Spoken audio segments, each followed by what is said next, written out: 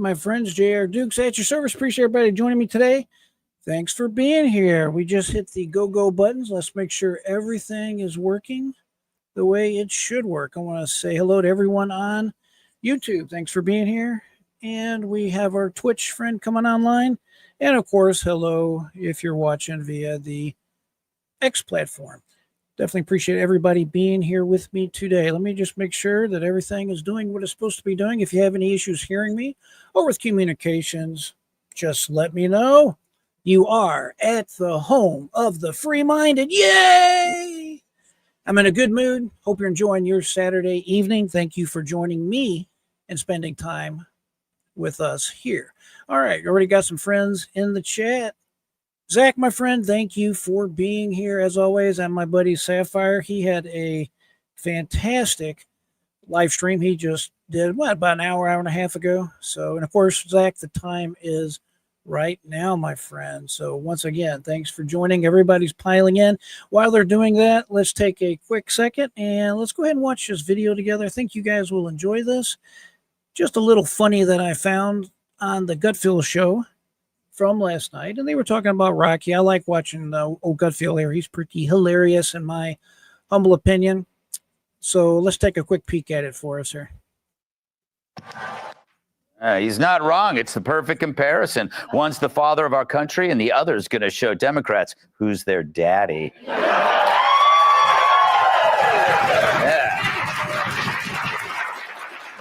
And as Stallone and Trump filled the room with more masculine energy than an Ellen DeGeneres lookalike contest, Democrats are left wondering where did all their dudes go? The New York Times has Democrats asking, where are our bro whisperers?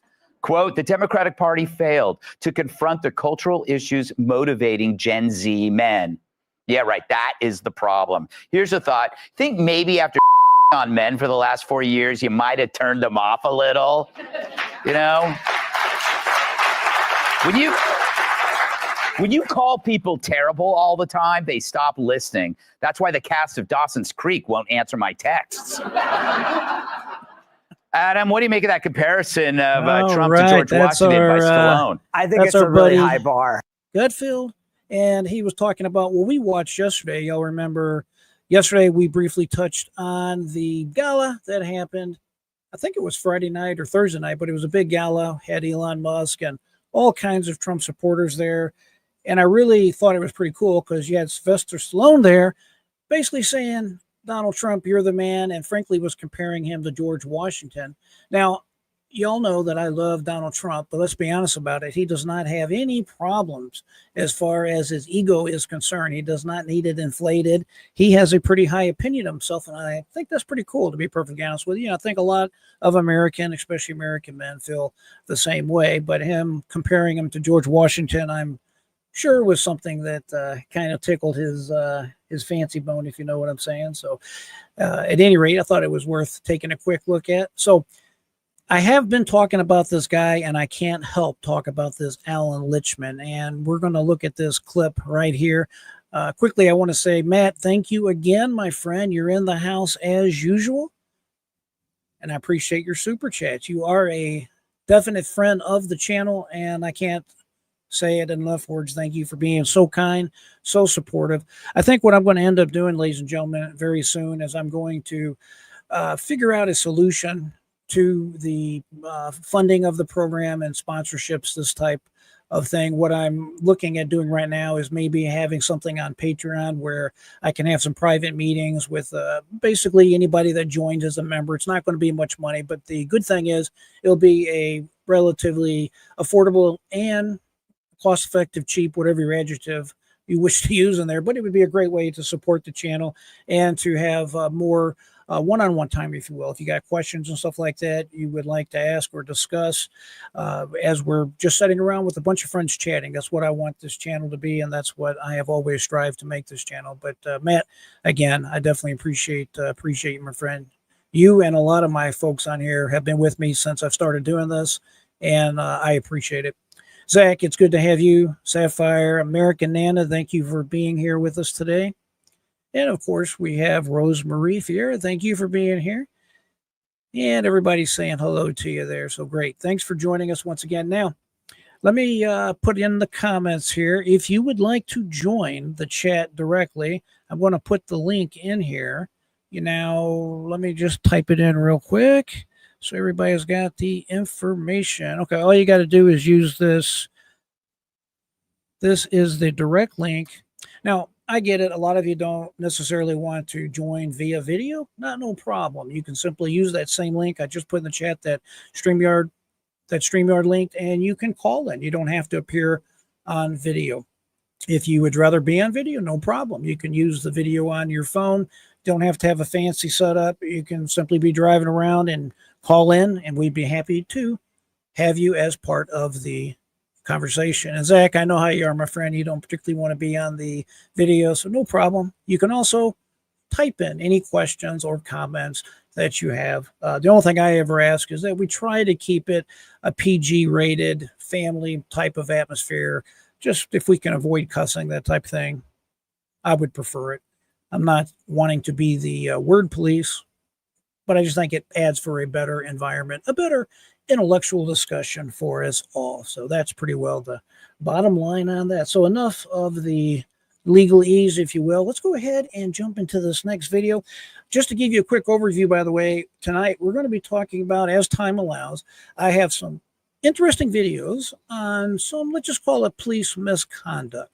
Some of the things that I've been talking about on this channel here, to where we can kind of see what I think needs to be changed. And maybe we can come up with solutions and bat them around. And maybe at some point, somewhere up the chain, someone will get the idea that, hey, these are good ideas, and we can see about implementing them. At a minimum on this channel, I really want each and every one of you to know how to think for yourself, how to have what I've always called that free mind, how to know when you're being indoctrinated or someone's trying to influence you. Frankly, how to deal even with law enforcement, aka the police, when to talk, when not to talk, and what to be careful, and what frankly are the pitfalls out there. So we talk about a lot of different things on here, but I'm all about ending indoctrination and helping you live your best life possible.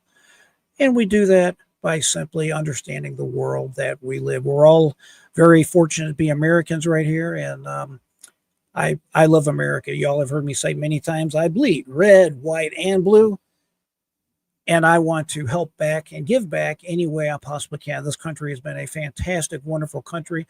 I praise God for each and every blessing I have in my life, and this last week, let's be honest about it, when you're winning, it feels good, doesn't it? It feels a lot better than losing, that's for sure. And I know that God has a special anointing on President Trump and his family, and we all need to be mindful and, frankly, pray for him and his family. I realize that he's a wealthy man. He does not necessarily need our prayers for wealth, but he does need our prayers for wisdom, for guidance, for a good temperament, so he can get the job done that needs to be done. We're all aware that right now the president, before he even gets in office, like I said, this has only been going on just over a week and a half now, and you have everybody and their brother, especially on the Democrats, the woke Democrat side, and unfortunately some rhinos, for lack of a better word, they simply sometimes kind of get weak in the spine, and we need to pray that these folks get a strong spine and get in line behind President Donald Trump elect and do the bidding of the people that sent him there with this clear mandate to take care of the business that needs to be taken care of. And that includes what's going on right now. We're going to talk about that here in a minute. It has to do with these appointments that President Trump elect has made. Specifically, we're talking about Matt Gaetz and his appointment to the Department of Justice, Tulsi Gabbard to a less extent, and what's that, Pete Bledsoe? I know I'm saying his last name wrong, but the Fox News reporter that has been tapped to lead, I believe, the Department of Defense. So let's just keep track of that and being prayerful for our nation. And again, I'm so happy, so blessed to see Donald Trump on his way back to the White House. And I can assure you that on this channel, I'm going to keep you informed each and every day to the best of my ability as to what's going on, at least the way I see it, and we can go on this journey together. And again, the hope is that we can all have a better life as a result of that. And I appreciate that, my friend Sapphire. Hegseth is this guy's last name. Hope everybody's having a good Saturday evening. I'm just chilling out here at the house with my dog. He's going to be my sidekick tonight. It looks like Zach's relaxing with his cats and having some ice cream. Matt's down at the Hobby Lobby with his wife. Matt, say hello to your wife for me. Everyone was happy. Yeah, it's that Trump effect. That's for sure. Obviously, when you're winning, it always feels good, doesn't it? It's a lot better than losing or things not turning out. But what was so special about this particular win, it wasn't even the fact, at least in my mind, that I was winning or losing. I felt that the country won. Our nation won. By extension, our entire world has won as a result of Donald Trump being sent back to the White House. So I'm extremely happy. And Matt, you're going to love what I have to say about the police. You're exactly right, my friend. Never talk to the police. I love this particular subject. Before I die, I want everybody to know about Jesus Christ. I want everybody to know that you control your own life and it's based on the decisions that you make one way or the other. And I want everybody to know how our laws work here in the United States. Specifically, do not talk to the police. I agree with your never talk to the police, Matt, but I always get some jokers that email me or text me and say, how about when you call 911? Ha, ha, ha. So, you get some of the extreme nonsense, but I don't disagree with that statement. Don't talk to them. And there's a whole lot of reasons why. We'll see if we get time to touch on that today. As a matter of fact, one of the stories we're going to talk about here in a minute is a woman that lives, I believe it's in Georgia. We'll double check it, but her 10, now he's 11 years old. It was in just a few days. She was actually in her hometown. They live in a small town, like I said, in Georgia. Her son went to the store with her blessing. It was, I don't know how long it was, maybe a half mile away from the house.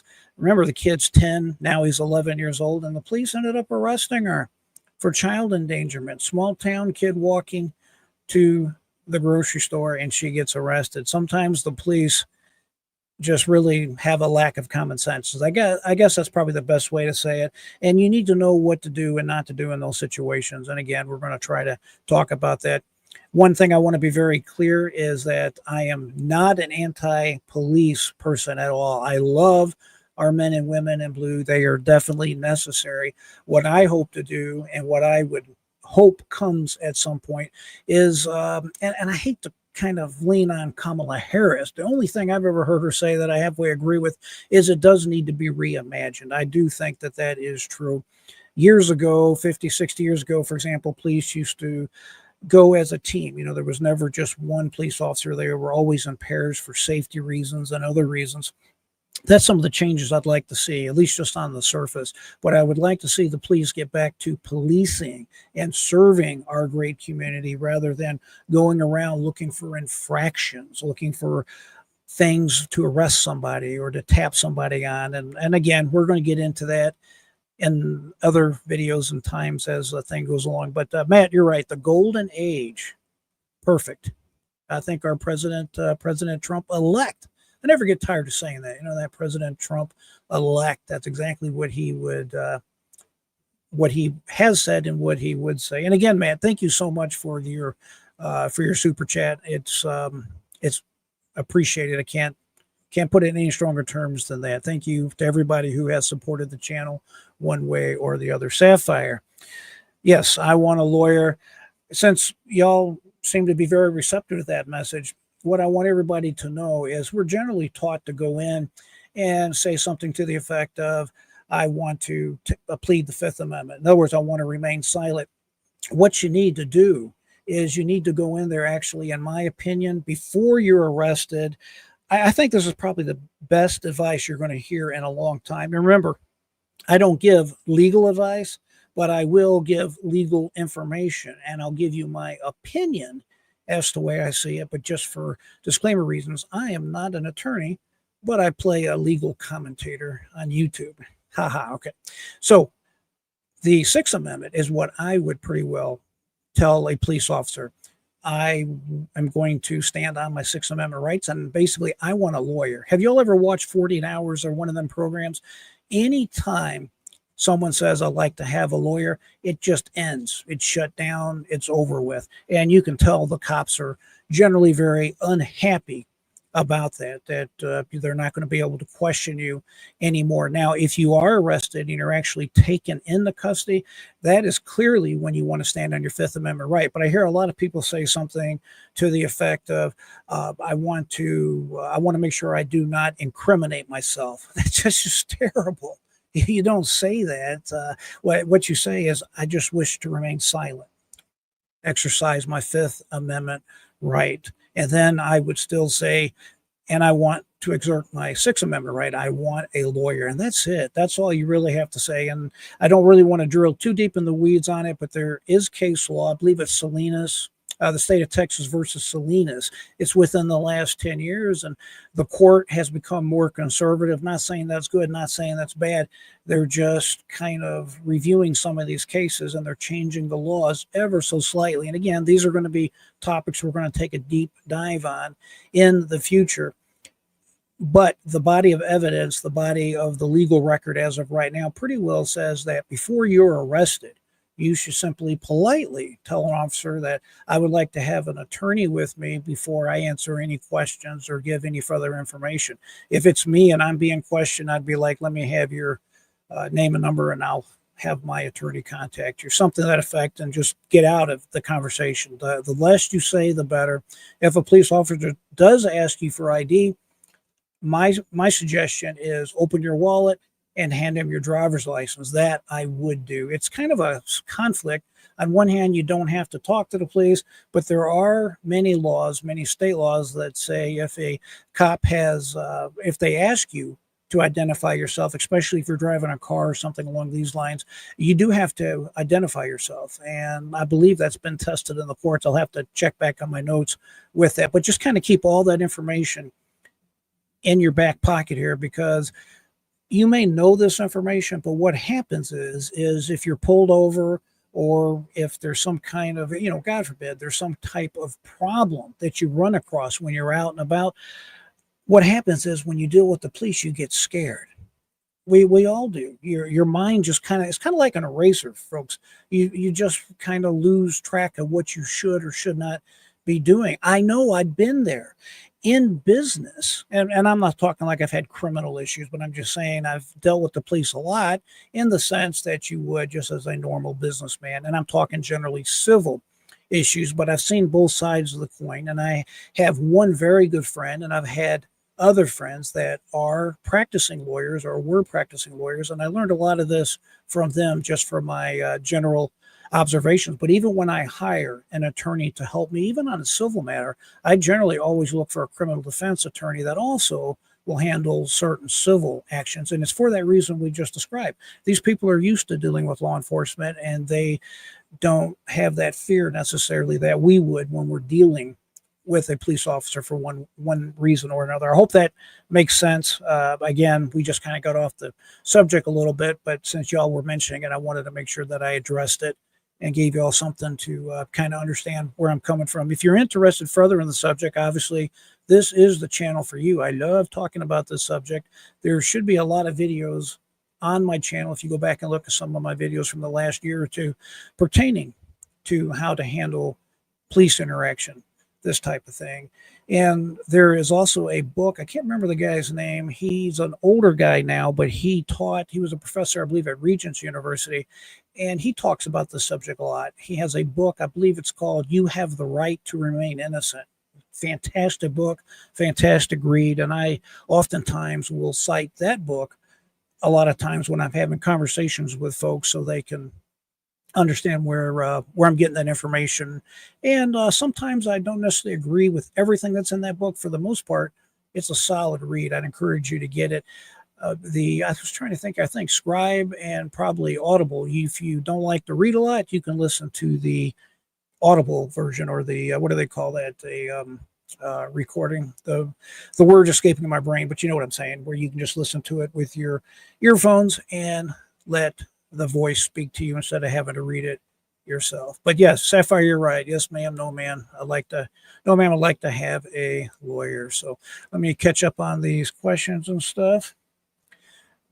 Always good to see everybody. Everybody's saying hello. Matt, once again, you have struck out. I appreciate it. Thank you, my friend. You're the kind of person everybody wants as a friend, right? You're always so generous. Seriously, I do appreciate your support. Thanks again for that. Yes, thank you, Matt. Absolutely. Sapphire, I have cops and lawyers in the family, and they told me ask for a lawyer. That's exactly right. I've had people ask me, well, why do you put this information out on the internet? Why do you talk about that? Do you really want to help criminals? Well, it's not that I want to help criminals, but I want to make the field even for all of us, because what happens is judges, attorneys, police officers, anybody in the executive branch of government is probably the best way to say it. They teach their children what I've just told each and every one of you, but they don't. It's not like it's taught in the schools the way that I just explained it.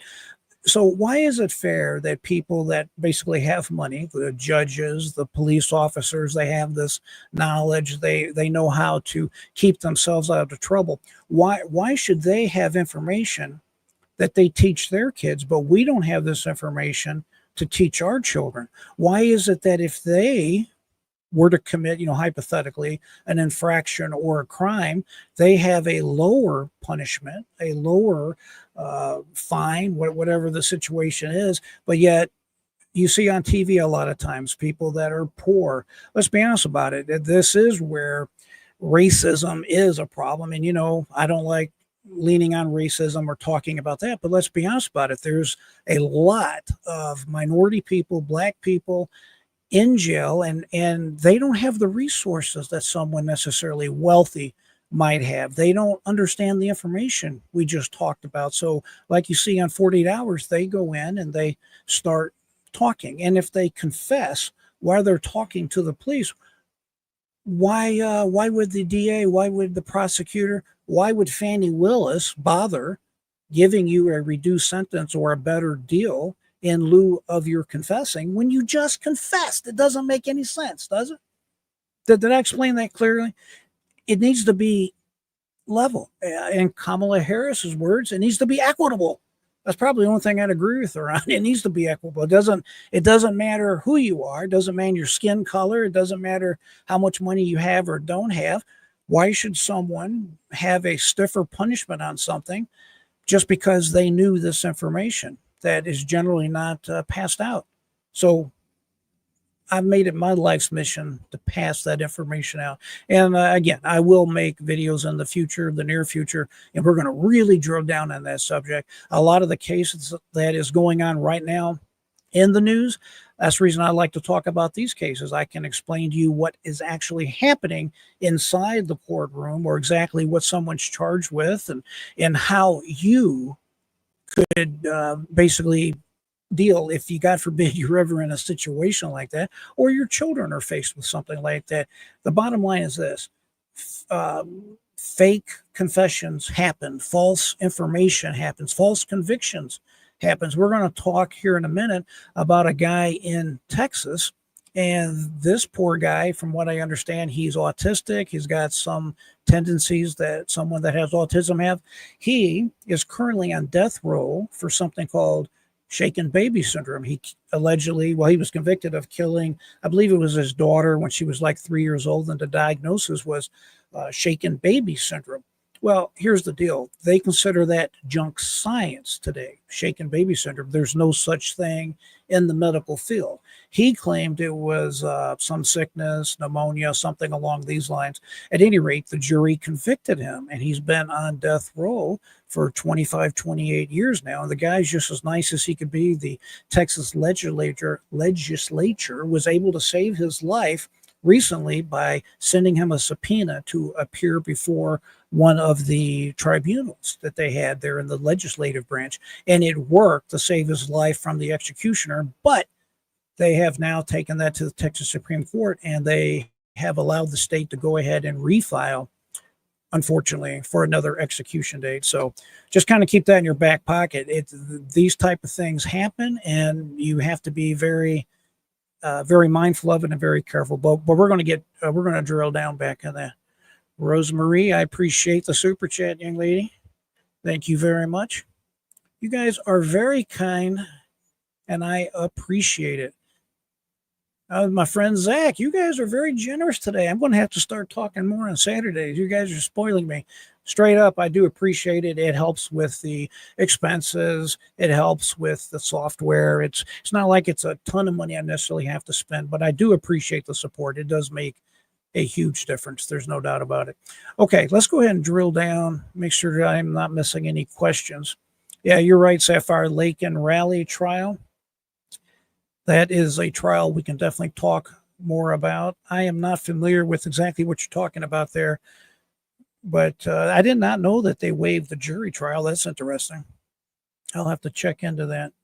And then let's see, as AG, President Trump is lining his administration with younger picks, which gives the younger generations to kind of, yeah, his picks are phenomenal, American Anna. You're exactly correct about that. I have some videos in relation to that subject we're going to take a look at here in a minute, but his picks are spot on. And I hope that the Republican Senate has the spine to do what's right and to take a look at the picks if that's what they want to do. Technically, by the Constitution, they're supposed to advise and consent on the nominations. But clearly, Donald Trump is learning from the lessons he learned before, or that he may have not learned the first time around, so to speak. And that is he's moving quickly with people that are simply going to carry out the Make America Great Again,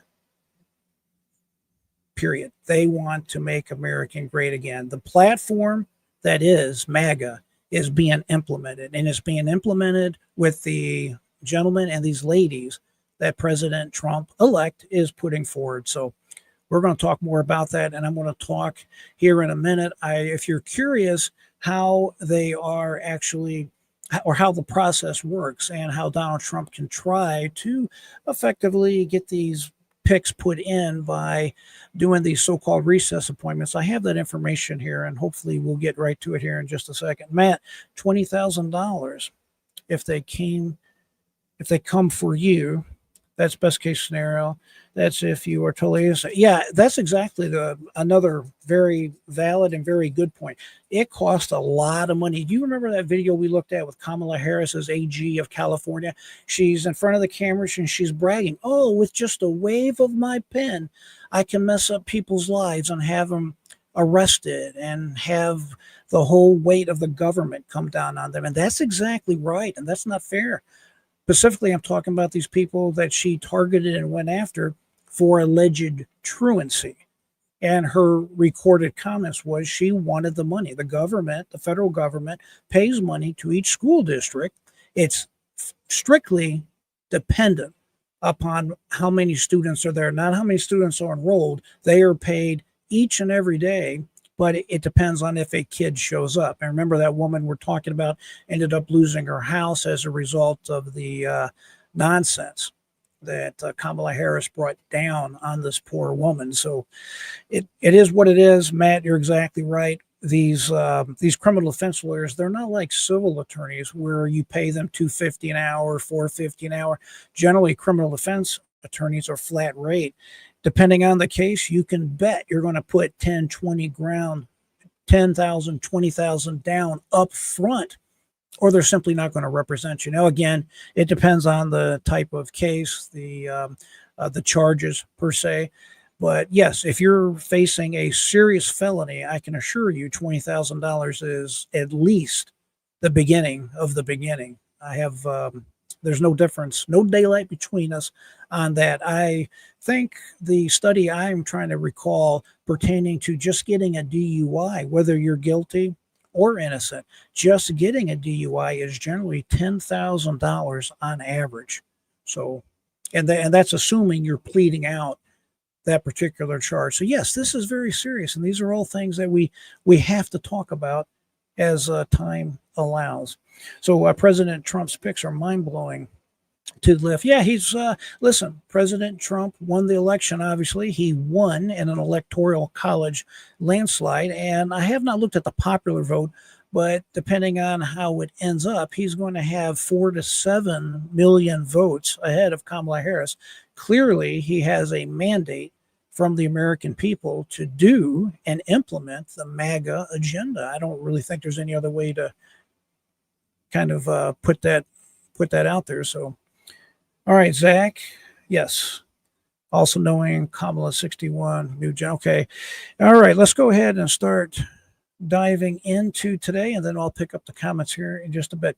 All right, first thing here, I got to talk one more time about my buddy, this Alan, how you say his last name? Alan Leachman. This guy here, for whatever reason, always just bugged the living you know what out of me, because I just got tired of hearing him all the time on the news telling everybody what a genius he is and how he's only been wrong one time out of the last 10 elections. He had like a 9 out of 10 or 9 out of, it was 10 out of 11 last elections. It was actually 9 out of 10. And then this one here, he's now 9 out of 11. So I believe that's like 80%. He's a low B as far as his guessing game. But I always wonder, these people that act like they are the best fortune tellers of the world, I wonder how it's going to turn out after the fact. So in 4 years, you see this idiot back on television, you're going to know whether or not it's somebody that you can rely on his predictions, or if he's full of you know what. And this guy here is full of you know what. I think that's pretty clear and pretty direct. So we've talked about it over the last couple of days, what he said, what his keys were. We talked about what his response was. This here on your screen, by the way, is a screenshot.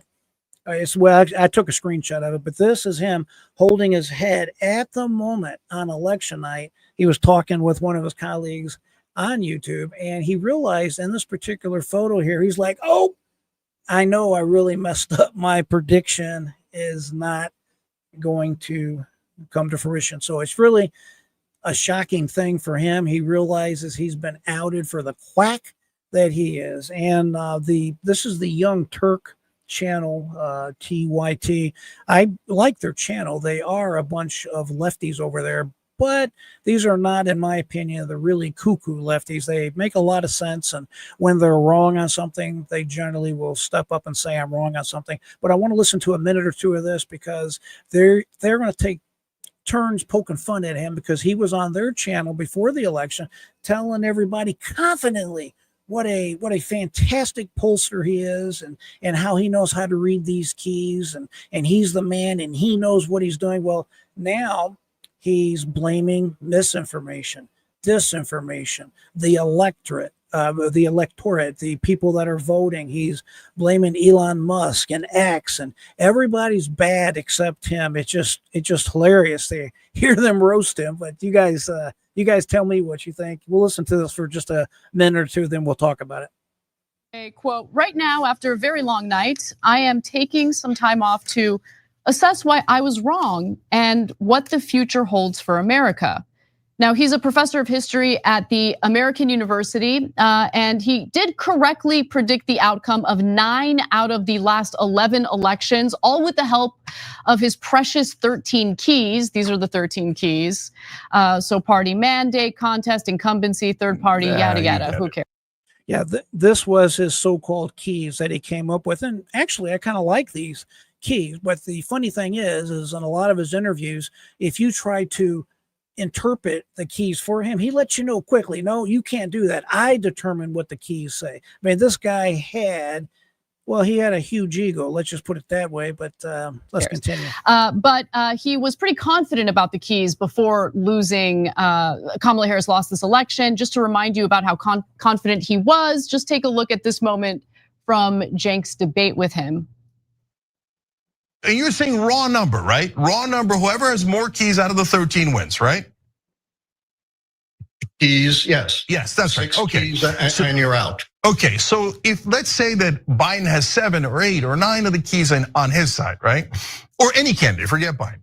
But every day he comes out and does a press conference and punches himself in the face. And people are like, whoa, what the hell's going on? The president's lost his mind. Do the keys still say that he's going to win? Well, this is something I've never heard before, the punch in the face theory. Yeah. I'm giving you an extreme example.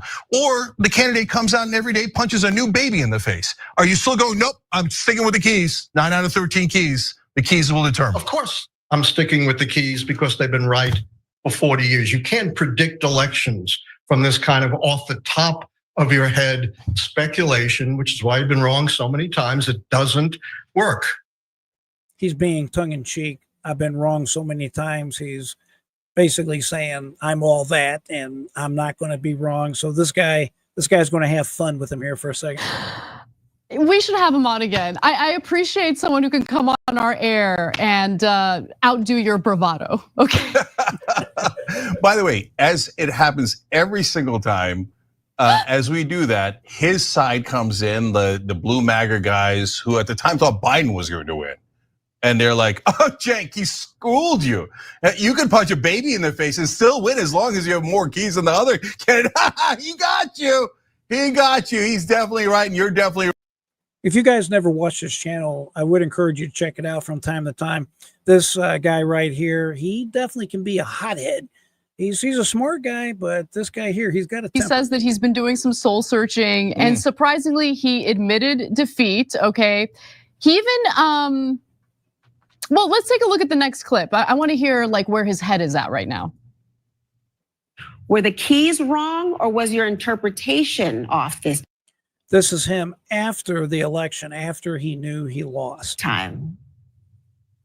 I think the fundamental problem was the keys, not my interpretation. No one's convinced me that was wrong. I admitted I was wrong. I admitted the keys don't work. Remember, the premise of the keys is that a rational, pragmatic electorate decides whether the White House party is. Did you hear that? A rational electorate. In other words, the people that voted were wrong. They're idiots. Governed well enough to get 4 more years. But if the views of the White House party are controlled by disinformation, particularly driven by those who are so rich that they have extraordinary influence beyond anyone else, then maybe the premise of the keys needs to be changed. I have 4 years to figure this out. It was the electorate's fault.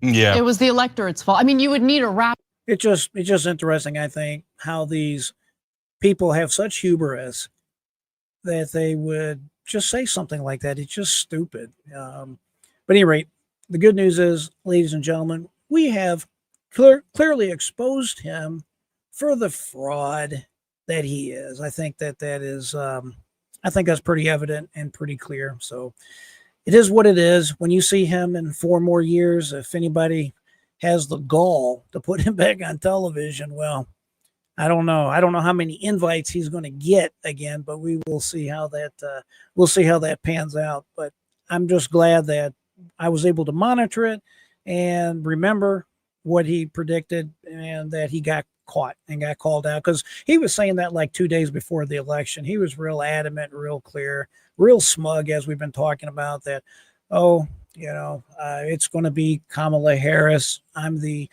depository of all knowledge, blah, blah, blah. And it's kind of interesting to see how it has all turned out. So anyway, let's get over to the Duke's feed. We're going to take a look here on X and on True Social. I'm going to start here this time instead of popping around my videos and news articles. It seems like we always run out of time because we got so much to talk about.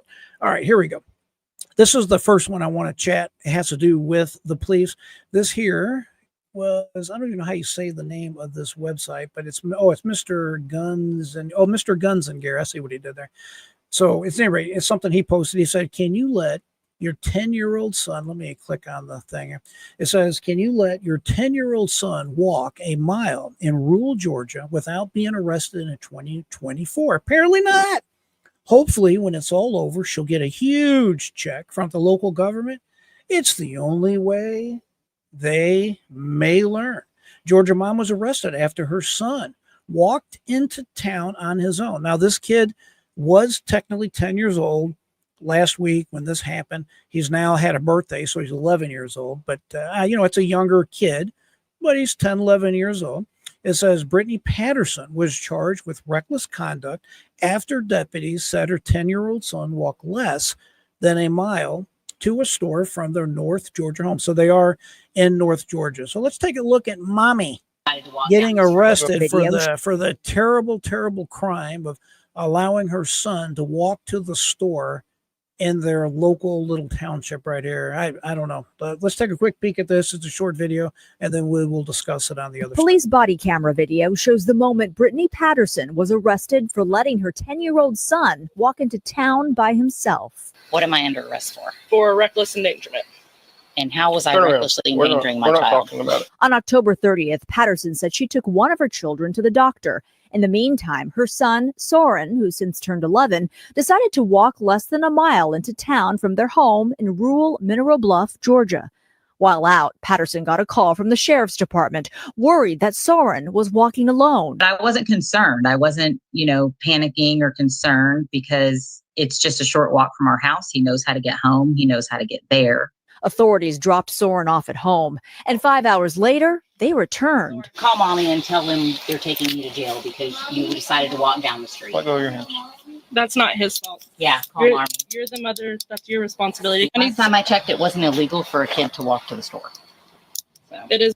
She should subscribe to the JR Dukes channel so she can learn not to make any comments to the police. If you're under arrest, you're not going to talk yourself out of it, ladies and gentlemen. If you're being arrested, you're being arrested. My recommendation is to remain calm and comply with the officer's demands. Don't say anything other than maybe identify yourself if requested. You want to exercise your Sixth Amendment right and say, I would like a lawyer. Fifth Amendment right, I'm going to remain silent. That's the end of it. And then go through the process and everything is going to fall where it falls. Remember this when it comes to the police. Number one, you're not going to talk yourself out of it. The police are not there to say, hey, listen, you might have made a mistake. You made an infraction. We're from your local police department and we're here to help you be a better parent. And man, we want to talk to you about your decision to allow your son to walk to the store. We want to help you be a better parent. And here's what we recommend in the future. It doesn't work like that. That's fantasy land. There's no such thing. The executive branch, AKA the police, they are there for one purpose only. Is there a violation of the law? And if there is a violation of the law, then they are there to arrest you. It's just that. If they have, hey, so-and-so violated the law, you're going to be arrested. End of story. Deal with it. I cannot tell you how many people I see from television and that I've frankly seen in real life. 48 Hours, all these cop shows. How many times have you watched, what do they call it now, live PD now? You've watched these shows and these people continue to talk. They get scared. They start blabbing. They are not exercising their right to remain silent and obtain an attorney or whatever because they get scared. The pain, the fear of serving a day, 2 days, 3 days, whatever, in custody just scares the bejesus out of them. And they have decided that, I got to do whatever I got to do to make this pain go away. This is a weight that I cannot bear. And I must say whatever I got to say to make it go away. It's like that old commercial for soap or whatever it was. Calgon, take me away. The more you move your mouth and things come out of your mouth, the more time you're going to spend in jail / prison. That's just the way it is. You have to learn to shut the you-know-what up. It's really that simple. Is when they're 10 years old. Patterson was booked on suspicion of reckless conduct, a charge that could carry 1 year in jail. The warrant claiming she willingly and knowingly did endanger the bodily safety of her juvenile son. Our criminal justice system is built on the fact that you did something or you were negligent. You did something criminally negligent. So what is it she did? Authorities have offered to drop the charge if Patterson signs a safety plan that includes the use of a GPS tracker on her son's phone. But she refuses. Can you imagine that? You have the police telling you, we'll drop the charge. I'm not sure if the reporter literally means the police said we'll drop the charge. That's unusual. I never hear the police saying something like that. Generally, that's coming from the prosecutor's office, either the district attorney's office, a solicitor's office, whatever the law enforcement branch that actually handles the case is called. That's generally who would make a potential offer like that. It's just odd that she said the police made that offer. It may be the case that the police actually said, we'll drop that charge, but I'm telling you, technically, they don't have that power. Once they arrest, once they charge, that's up to the district attorneys, solicitors, whatever office. And in no way would I ever sign an agreement with the police No way, Jose. Maybe with the district attorney's office, sure. I might do something like that after I've had time to have an attorney talk to me and discuss what's going on with my particular case. So just kind of keep that in mind. I realize a lot of y'all might not have children at this stage in your life, but I'm telling you, it doesn't really matter what age you are. Nowadays, you run the risk of committing a crime no matter what. There's another good book called 3 Felonies a Day. And this author essentially has the premise that each and every one of us, if the government actually examined our lives every single day, every single moment of our lives, they could come up with 3 felonies each and every one of us have committed. I'm not kidding you. That's the way it is. I believe one of the examples that was used was something along the lines of there's a law in the federal codes, what they call the Code of Federal Regulations. And it says that it's a crime to write a check for less than $1. I'm telling you, they have these laws on there that none of us have ever heard of, and they can choose to enforce whatever law they wish to enforce. We have so many laws in the United States, they cannot put a number on the amount of laws we have. So let that sink in a To little sign bit. it or admit doing anything wrong. I just felt like I couldn't sign that, and that in doing so would be agreeing that there was something unsafe about my home or something unsafe about my parental decisions. And I just don't believe that. Brittany Patterson is out on bail, awaiting to see if prosecutors will indict her on the reckless conduct charge. Well, isn't that interesting, huh? What do y'all think about that? That's pretty messed up, isn't it? That's some crazy stuff right there. Let me know what y'all think about it. I am curious as to, see, we got some comments on it apparently. Sapphire, in her defense, she told her son, call Nana and tell her that I'm being arrested. Yeah, well, I would be saying something similar too. Contact your father, grandmother, whatever, so that there's somebody keeping an eye on your kids. I'm sure the police have to take care of that before they leave anyways. Zach says, but it takes a community to raise a child. Others were looking after him. Yeah, listen, nowadays, I don't necessarily know if I like the idea of kids walking by themselves to go to the store, but let's be honest about it. When I was a kid, I used to go with my sister, sometimes by myself. I'd go all the way down to Dairy Queen, or there's a little taco restaurant down the street, something like that. It's every parent has to make up their own mind as to what's good for their children or not good for their children. Unfortunately, in the world we live in, I'm telling you, these woke liberal Democrats, they think that you have your children at the pleasure of the state. I'm telling you, that's exactly what these people think. These people think they know how to raise your children better than you know how to raise your children. I promise you that's true. Look at what's been going on with the FBI and the Biden-Harris administration. They were having the FBI investigate people at these school board meetings that decided they did not like the plan that was there in front of them, and they were looking at them as domestic terrorists under the AG Merrick Garland's behest. Isn't that crazy? You got the FBI going after these terrorist mothers. It almost sounds like a joke, but it's not. It's unconscionable. But this is the world we've been living in, and we can hope to start with that President Donald Trump would put a stop to that type of nonsense. Going after parents, it's difficult raising children. We all know that, but within obvious limits, they're your kids. God gave you your kids. It's your job to bring them up in the with the instruction that you give them. You don't want to endanger their lives, but let's be honest about it. Everything can technically be dangerous.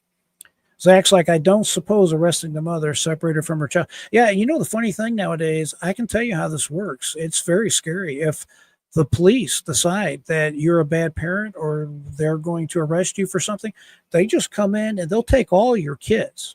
And you think, oh, I'll get my kids back right away, right? It doesn't work like that. Generally, the kids are on hold for at least 30 days. And in 30 days, you show up at like juvenile court, whatever type of court system your state has to handle and adjudicate these type of matters. But what generally happens is you have to get a lawyer. If you are truly broke, after 30 days, when you appear before the judge and you don't have a lawyer because there is a parent-child custody situation at risk here, the court will appoint an attorney. Again, you're not going to have the best defense with a free attorney. You generally get what you pay for, is exactly the proper illustration for this here. But I can promise you 96, 97 times out of 100, you're going to have a situation to where when you get to court in 30 days, it's basically just a placeholder. The judge is going to make sure you have representation, and the judge is basically going to order the kid held for longer. Once the kid gets in the system, it takes a while for you to get your kid back. I'm not kidding around. It's a sad situation. It's tough. I've seen people go through that. And it's not a good place to be. It's not a fun place to be. Let me make sure. See if y'all had a question about that. Let's see, separation. Okay. In California, they passed a law that says your children are property of the state. For the most part, that's the way all the states are nowadays. I kid you not. Most people do not understand that that's the way it works, but that is the way it works now. Your children are yours if the state says they're yours. I've told people that exact statement, and frankly, they just don't believe me. Hopefully, they never will find out that I'm correct about that. You've got to be very careful nowadays. Again, it's just the world we live in. And, on some level, I understand the concern of the police and the concern of everybody in the community. You don't want children to be with someone that's going to harm them or to, God forbid, take their life or something like that. Everybody, we live in a world, ladies and gentlemen, and remember this applies to everything. Nobody wants to make a mistake. That's the world we live in. They don't want to mess it up. So a lot of times what happens is the judges in these situations, they're going to do whatever they have to do to make sure they can't get in trouble. It's just like on domestic violence. For some reason, you can have, let's just say a woman goes and says, hey, I have a husband that's doing this and this. It doesn't even have to be something that's a crime or that's against the law. If someone applies for that protection, the judge is not going to sit there and look at it and see if it is actually something that's a violation of the law. The judge, 99.999% of the time, is going to go ahead and issue that restraining order, TRO, temporary restraining order. And then the person that's going to receive that order, generally they lose their gun rights, they lose their guns, they're restricted a lot of times from their own house. And what's the reason for that? They want to make sure that judge does not want to make the wrong call. God forbid, let's just say it's a woman, the woman goes back home and she ends up injured or dead. What judge wants to be the person that didn't issue that TRO? It's not a perfect system. I don't guess it ever can be a perfect system, but that's the system the way it works nowadays. So just kind of keep it like that. And yeah, we're going to talk about our Prince friend right now. Johnny, you're exactly right. Johnny Half, thanks for being here. That is what they have been talking about in the news. Let's go over and take a peek at that. There's been a lot of chit chat online about our friend Prince Harry. You know Prince Harry, right? From of England. Well, he seems like he does not like the First Amendment. Let me start with that. First of all, he does not like the First Amendment, to put it mildly. Okay, he has called the First Amendment bonkers. Interesting how he wants to run away with his crazy wife.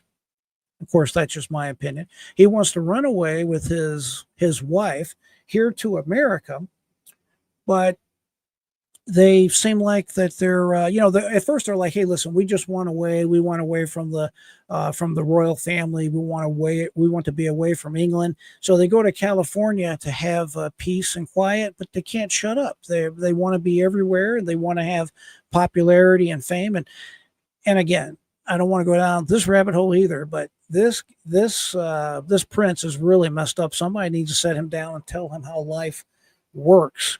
He is being pushed around by his wife, Meghan Markle, in my opinion, way too much. If he ever was stupid enough to renounce his throne and he loses that money train, she's going to kick him to the curb so fast it's going to be, lightning speed, right?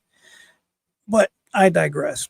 He has said the First Amendment is bonkers. He has done a lot of, let's just say, political activities that are against things that most people in the United States want. He is definitely part of that woke Hollywood crowd. That's where him and her apparently feel the most comfortable. Well, it turns out he wrote that book. I believe the book was called Spare. And in that book, he described very serious and substantial illicit drug use.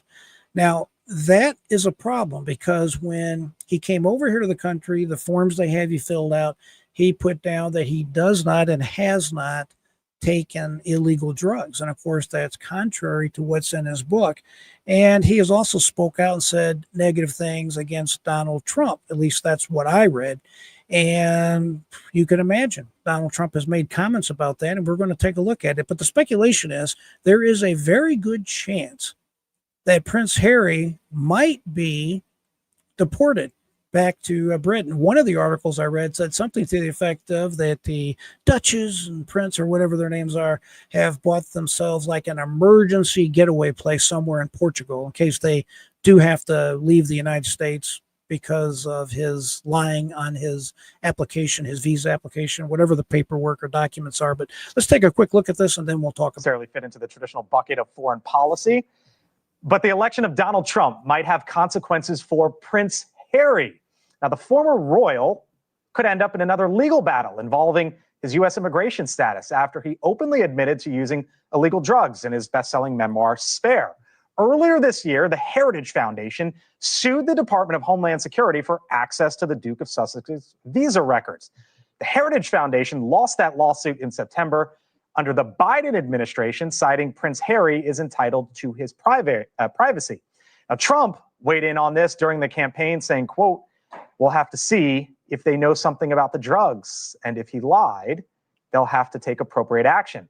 Now there are reports that Prince Harry and his wife, Meghan Markle, bought a house in Portugal as a quote-unquote emergency I guess this is where I heard it from, right? About the Portugal thing. escape solution ahead of Trump's return to the White House.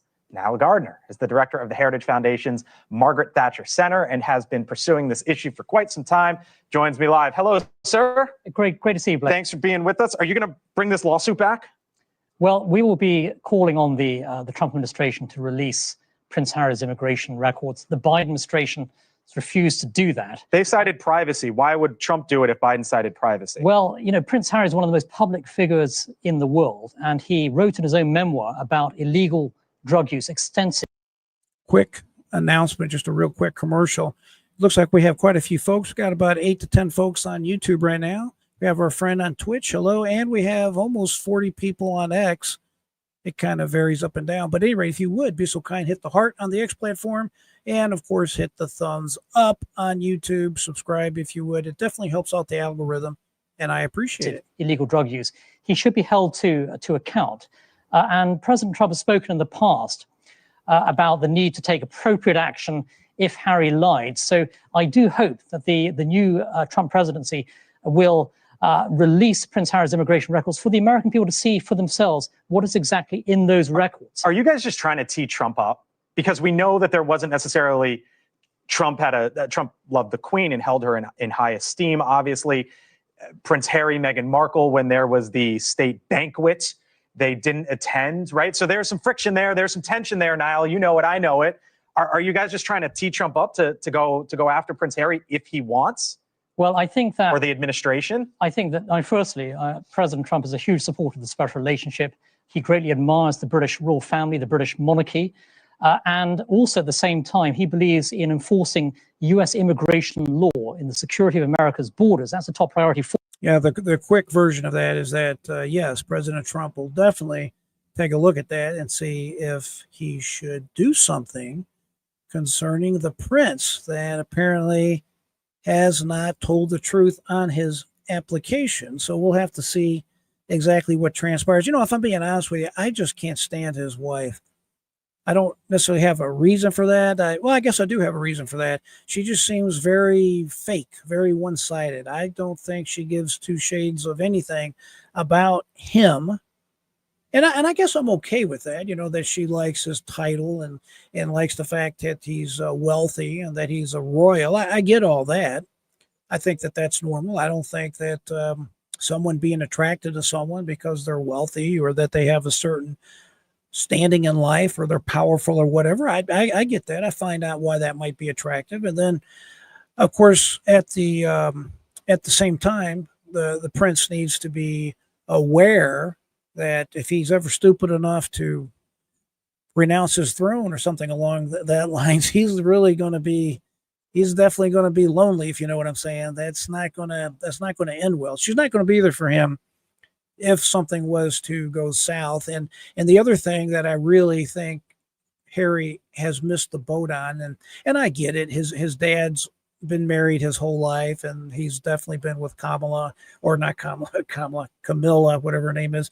I get that. I'm sure y'all do too. In other words, his dad never really taught him anything about how to handle relationships or just handle relationships. I want to choose my words carefully here, but the key thing is that you cannot have a partner that is just leading you around like that. She knew he was a royal. She knew that his home was in Britain. If she didn't want that type of lifestyle, she should have married the guy. And then he should have been strong enough to say, hey, you married me. You knew what my life was about. I'm a British person. I'm in line to be king. My heart is here in Britain, and I'm not leaving it.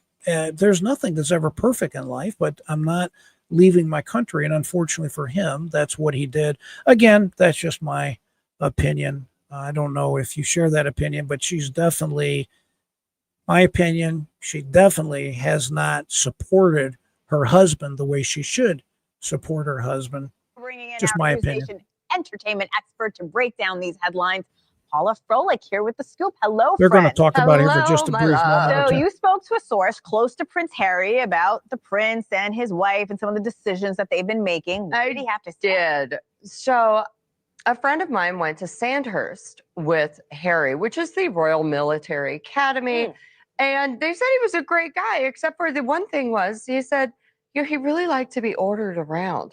And it's not just a British thing. He liked to be told what to do, ordered around, and that sometimes if the attention wasn't on him, he would do little things to get the attention back on him, because he was always raised as the younger brother to William and would always do wacky little things. So they'd be like, oh, Harry, you're so cute.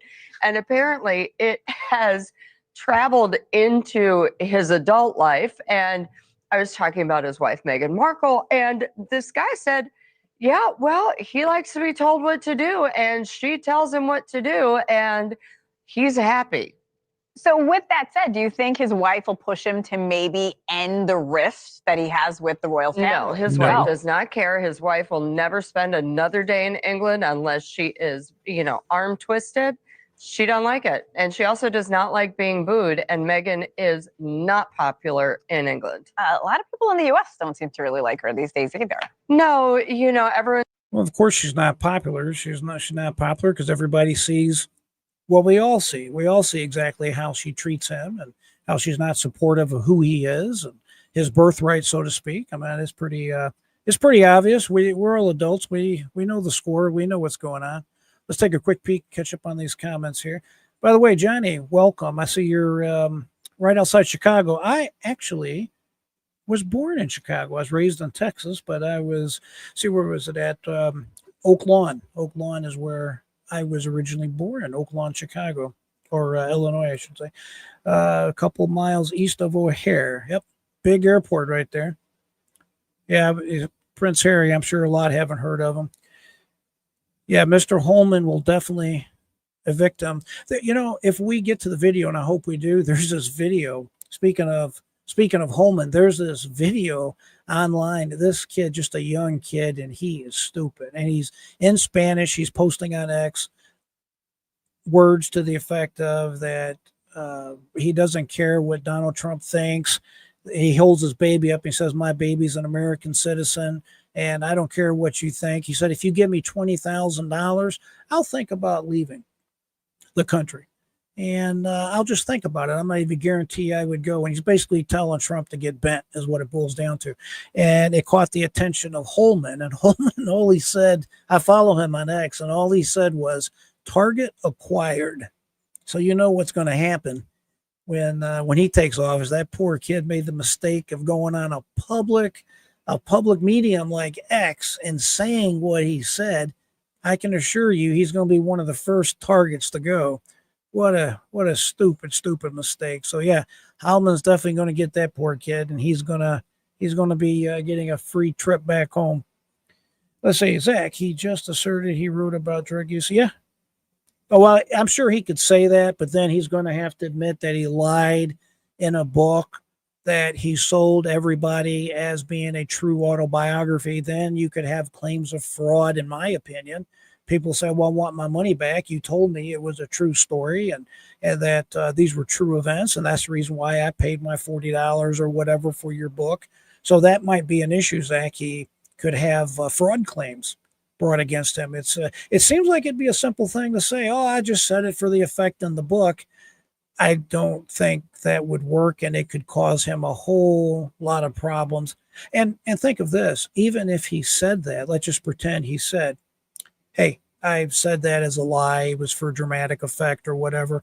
Well, if he says that to an executive branch member, aka a law enforcement officer, lying to the police is a crime. Lying to a law enforcement officer like that, especially someone from the FBI or immigration, then he's going to open up a whole can of, you know what, it's just better get your rear end on a plane and get the hell out of there. That's just my opinion.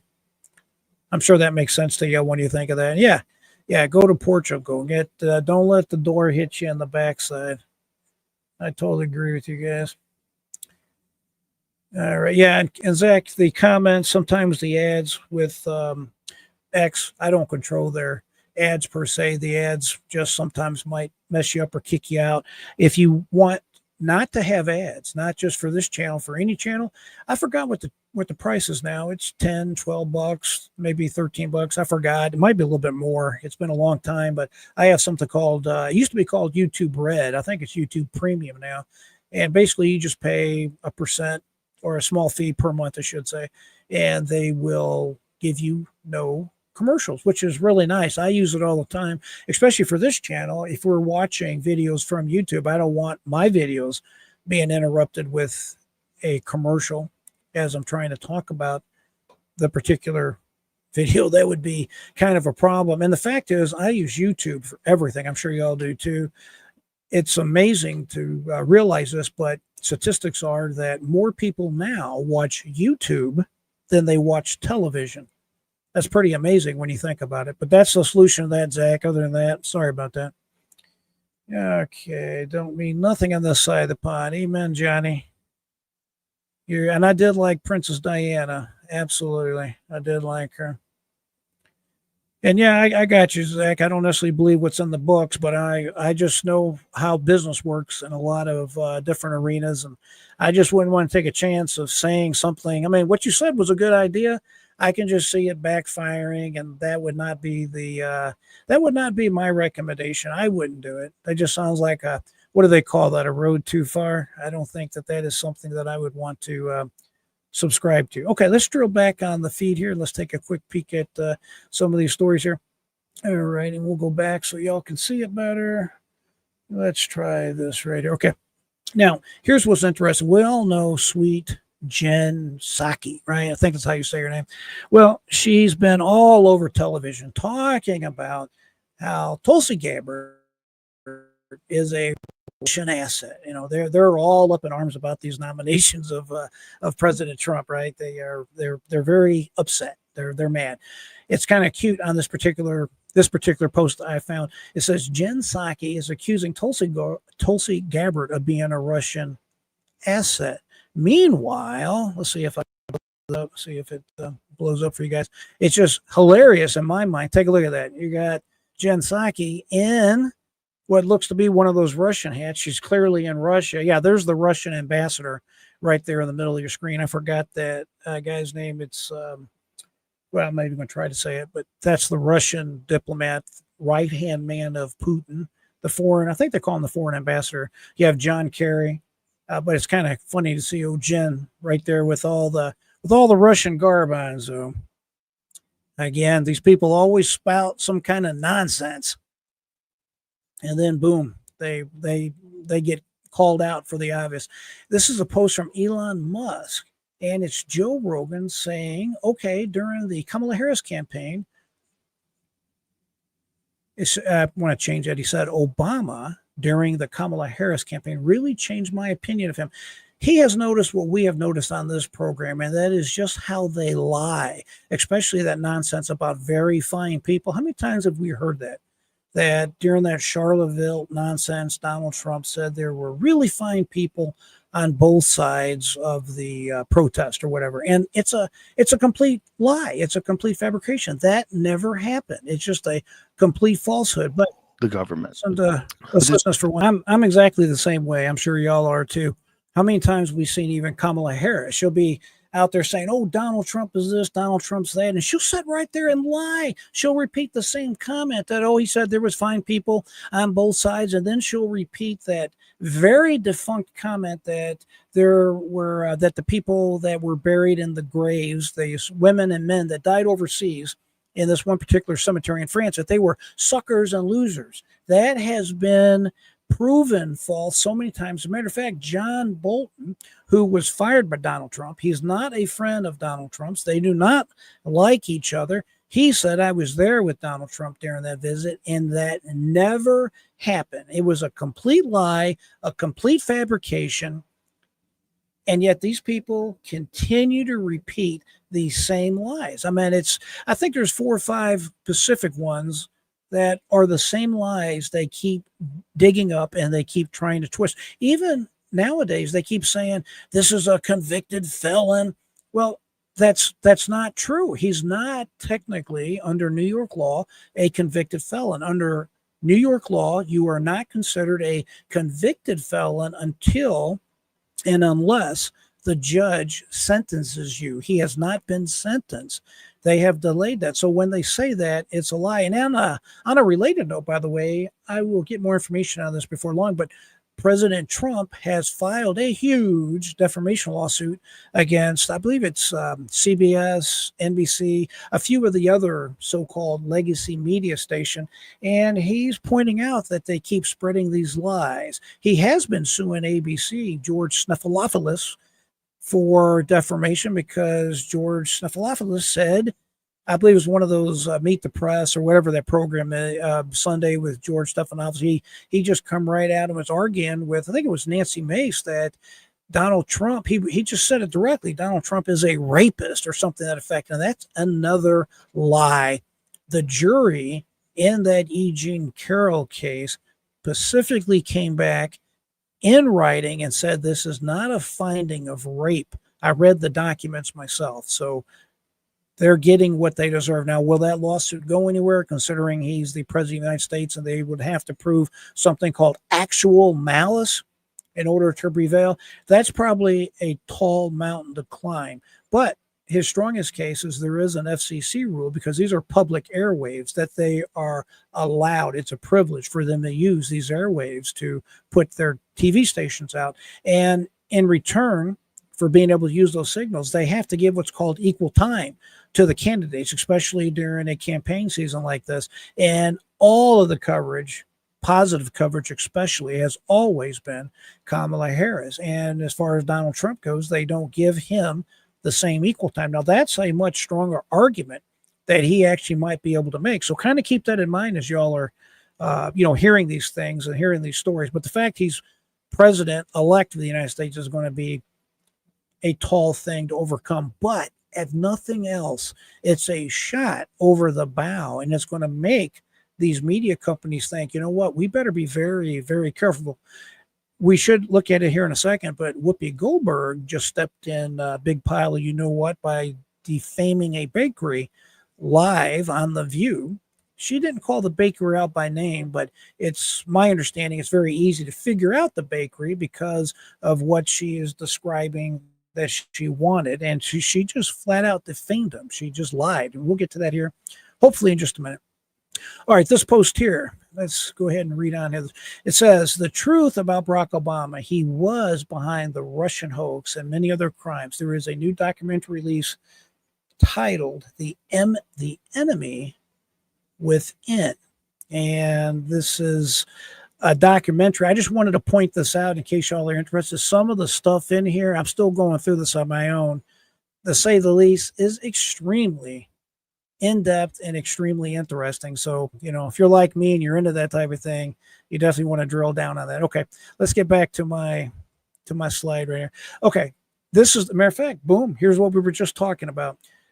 Holterman's Bakery in Staten Island will be suing Whoopi Goldberg and the ABC network because Whoopi lied. The bakery refused her service because of her political beliefs. She said directly on the show, we're going to take a look at this clip, that she's a victim of, well, she wasn't saying racism, but she said it's because of her political views. And it was just a complete fabrication, just a lie, just a defamation is what we call it. So let's take a peek. Welcome back. My birthday dessert today was one of my mom's favorites from when she was a kid. And she talked about these all the time. They're called Charlotte Russe. And it's a sponge cake with whipped cream and a cherry on top. Now, I should tell you, Charlotte Russe has no political leanings. Here's the deal. Because the dessert is named a Charlotte Russe, everybody in New York City loves this bakery. It's very easy to know what bakery it is. So just because she did not directly mention the bakery does not mean everybody, at least in New York City, doesn't know where this bakery is and who the bakery is. So this is why she's in trouble. And the place that made these refused to make them for me. Oh, really? Yes. What? Oh, No. Let me explain.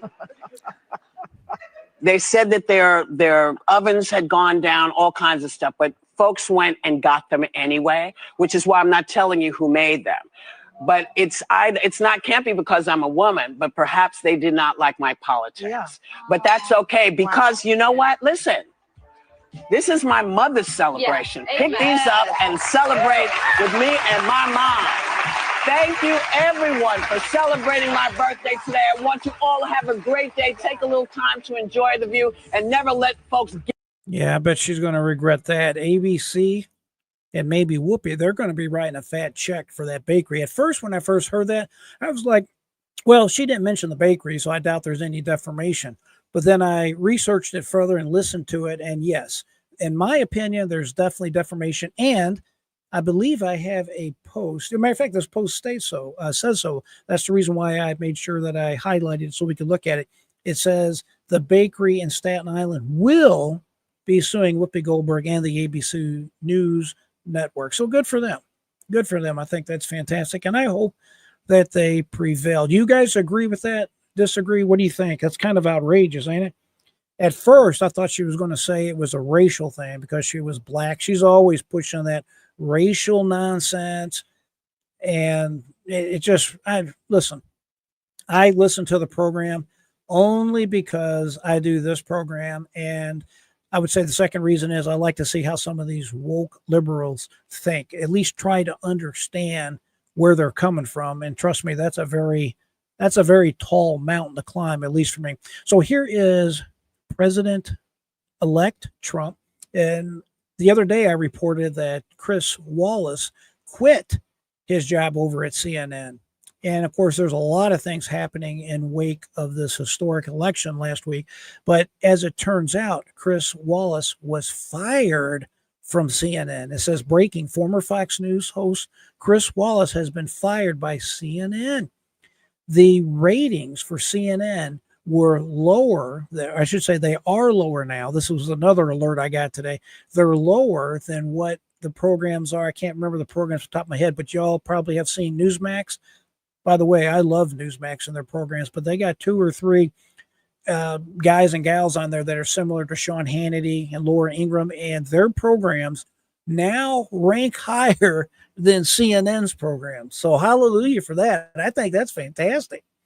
Amen. You know, it's sometimes in life when things are going good, they're going real good, because a lot of these channels on YouTube, they've been, that Pinkerman guy or whatever, he was balling the other day because his viewership and his subscribers went down by 5,000 subscribers. CNN and MSNBC, they are really taking it on the chin. Their ratings are in the toilet. Their advertising dollars are taking a hit. So it's not a good time to be a woke Democrat. On a single Did you guys day, know we that? will. So I let's think we take have. let's take a listen to this piece right here, and I think you can see why, among many other things, we love Donald Trump, and probably one of the reasons why they fired old Chris Wallace's backside here. Let's take a look. One of the lowest mortality That's not rates true, in the sir. world. We we're going to take a look. We had 900 deaths on a single day. We will take a look this week. Ready? You can check it out. Could you please get me the mortality rate? Yeah. Kaylee's right here. I heard we had one of the lowest, maybe the lowest mortality rate anywhere in the world. You have the numbers, please? Because I heard we had the best mortality rate. The case rate of similarly situated countries, as Dr. Burks points out, and this is Number one low mortality rate. I hope you show the scenario because it shows what fake news is all about. Okay, go I don't ahead. think I'm fake news. We'll put our there you were. We'll put our stats You on. said we had the worst mortality rate in the world, I and we said have you the best. had. I think we have I one of the. love it. I love it. I had to share that clip. I saw that. I'm like, right on. Especially with him being fired. It's even that much more sweeter. I love it. All right. Mays, December 2023, after the corrupt January 6th committee. And folks, this January 6th thing is going to be huge news in the next month or so, because I'm just ecstatic knowing that Donald Trump is about to pardon all, if not the overwhelming vast majority of these so-called J6 hostages. No doubt about it. I'm excited about it. It's going to happen, and it's going to be a great day in our country. There are folks, I wasn't quite aware of this, some of these people that have been sentenced pertaining to the so-called J6 nonsense, they're serving 15 and 18 years in some case. Absolutely outrageous. It says here, this is posted by Mays, December 2022. After the corrupt January 6th committee releases its report, Joe Scarborough declares that Trump is politically dead. This is just kind of this is another one of these, it feels so good video clips. So we'll listen to it. It's a short clip, but it's another one of these things that feels so good. This is sort of a scene out of The Sixth Sense. I've seen it in politics for decades. You've seen it too. People are politically dead. And like The Sixth Sense, they just don't know they're politically dead. Donald Trump is finished. But I see it time and again. They just don't know it. So they can't start planning for a graceful exit strategy. This is he doesn't know it, but their show is kind of like a corpse walking around looking for a casket. So that's unfortunate for them. But I love when them clips come back, and they don't age very well. At least if you're a woke liberal, they don't age very well. So, all right, here is a fantastic clip posted by the Trump War Room, and this has to do with our buddy from Fox News, this Pete Hegseth. I'm going to get his name correct sooner or later, but this is a great clip. This kind of shows what a true American patriot this guy is. He's fantastic. Here we go. In 2001, I joined the United States Army. What does that flag mean to you? I served this country. I know men who died. I know I bled for this country, so it means a lot. I served in the military myself as well, and I have the same feelings as you about that flag. My wife and I brought all of our kids to the Patriot Awards this year. This republic we're talking about, if we can keep it, will soon be theirs to keep. 3, 4, that is pathetic! 10! This is not yoga, Gwen! Yes, this is! Feeling real right about now.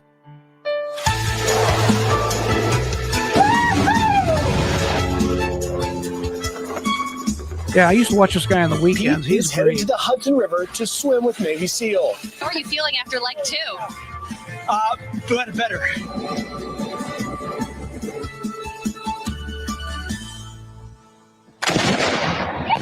Here we are, just roughly 700 meters from the Gaza border. Israel just discovered terror tunnels for the first time ever up north. We're traveling with the Prime Minister. Look, the only thing that gets Hamas to release the hostages is continued military pressure. That's 5 months where the war just sort of continued. In June of 2020, I was in Washington, D.C., carrying a riot shield during some of the riots. Across the board, really, it's not just a blue state or a red state phenomenon. The believers in school choice should say parents should be able to choose which one it is for their kids. Breakfast with Friends, hearing from the people, not the pundits, talking about the people, the pulse of the people. So we're here to talk to the people this morning. The people share their ideas every morning.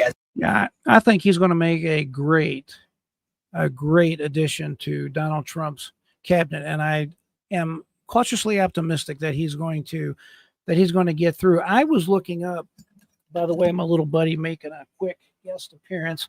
He's been keeping me informed all day, but he's keeping me company all day. But sometimes he gets a little impatient. At any rate, I think he's going to be a great addition to Donald Trump's cabinet. Let's keep our fingers crossed that he can actually get confirmed, or at least that he's able to be passed on as a what do they call that, recess appointment. So we'll see how that plays out. Now, this young lady here obviously is another history making. Well, she's history making because she's so young. I think she's like 27, 28 years old. And this is the young lady that's going to be the actual press secretary. Donald Trump announces badass.